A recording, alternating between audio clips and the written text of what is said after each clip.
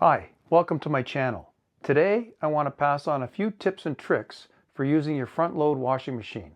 But if you stick around to the end, I'm also going to pass on a very important tip for both front load washers and top load washers. So stick around. The first tip is when the wash is done and you've moved all the clothing to the dryer, we don't want to close this door right away.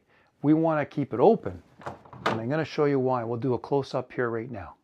If you close this door all the time, the water gets trapped in here, and this is all going to become dark, black, moldy.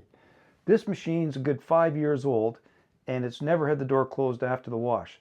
So you can see how clean it is. So after the wash, just leave the door open for a couple of hours like this, and then later on you can come back and just ever close it like that.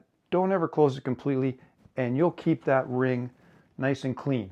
Now, a caution, if you do have young kids or infants, that might change your operation. You may want to keep this closed. Now, to save yourself some problems with clogged piping or drains, you can buy a lint drain trap sock, and they come with two of these for about $8 or $9. I think you get 20, 24. You get a tie wraps to put them on, and they just unroll, and you put them on the end here and put the tie wrap on, and don't wait until it's completely clogged. When the bottom inch is full, that's when I change it about once a month. So that's going to prevent you from having to snake your drain if it gets all plugged up. In this house, we used to have to snake the drain every year and a half, and it was really annoying. Since I've put these on, starting about 6 years ago, I have not had to snake the drain again. So they're probably well worth it. The next tip is when you're done the wash, or washing for the weekend, whatever, when you're finished your last load, take this soap dish, you can push a little tab here, and just pull it out. Okay, so if you don't do this, you can get a whole bunch of mold forming on the back of this right here. That'll turn black, and inside the back, we're going to take a look here. I'll show you where else it gets moldy and how you're going to clean it. So just take this out, take it over to your laundry sink, drain the water out, and again, I just leave it out for a couple of hours to dry, and then when I come back later in the day, I put it back in. We're going to give you a different view now so you can see in the back and see what it looks like, and I'm going to show you how to clean it. So here's looking in where the soap dish goes, and if you look in the very back, you can see some soap residue. That's where it comes out, and over there too. That's pretty clean. That was cleaned 2 years ago, and I'm going to show you how to clean that now. I cleaned this out 2 years ago, and you saw how clean it was. But before I cleaned it, it was completely black, full of mold, as was the back of the dish itself. So all you have to do is take some household cleaner, Mr. Clean, something else like that, vinegar and water, and get it sprayed in the back, soak it for 5 or 10 minutes, and then find a utility brush like this. This is a simple glue brush. You can get this at Home Depot, Lowe's, Rona, Canadian Tire if you're in Canada, and just trim off the top bit so it's a little stiffer, and you can reach right in there and clean all that off, and then just spray some water in there, take a wet rag, wipe it out, paper towel, whatever, wipe it out, and it'll be clean like that. And then you're going to have a clean machine where your soap isn't going across all the mold before it goes in to hit your clothes. Here at the bottom of the machine, we have a filter. It's behind this door, and I'm going to show you how to clean this out and drain it. So it'll be full of water, and we're going to show you how to do that now. But that filters hair and other debris before it goes to the discharge line. Unfortunately, all that lint that we showed you there, it gets past this filter, so that's why you want that lint sock on the discharge tube. Now, very important, don't unscrew this filter until you pull this line out first and drain it, because there's a fair bit of water behind that filter. In the lid here, there's directions, visual directions on the steps to take. So the first thing you do, you're going to pull this out.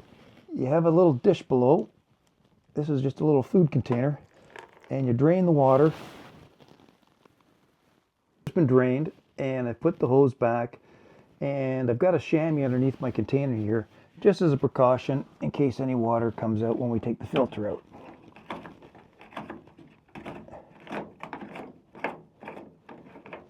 Yeah, and a little water trickles out.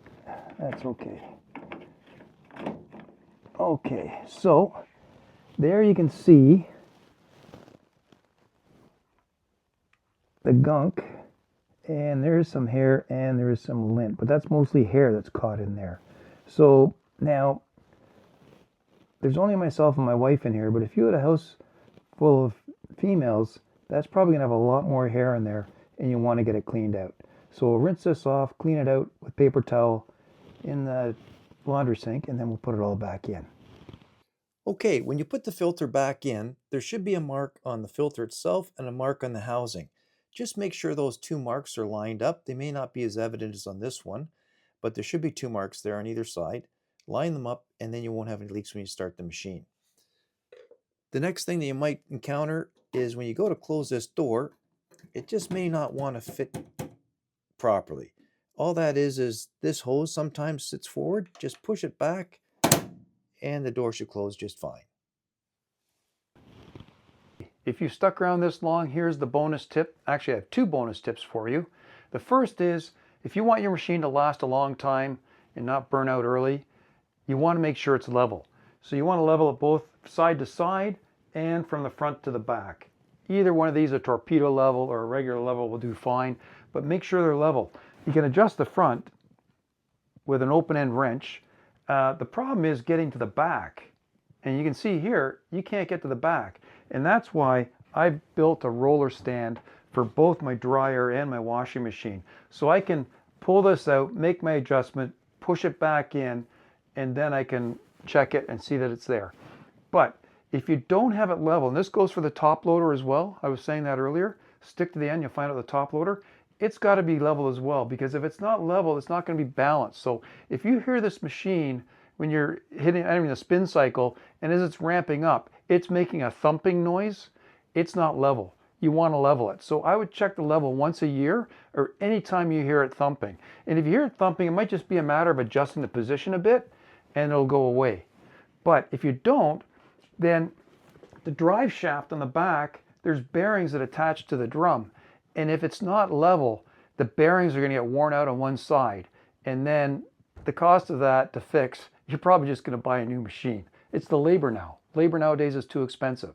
So you can also buy these rollers on Amazon, probably online at Home Depot, and they're about $40 to $50 to buy a set.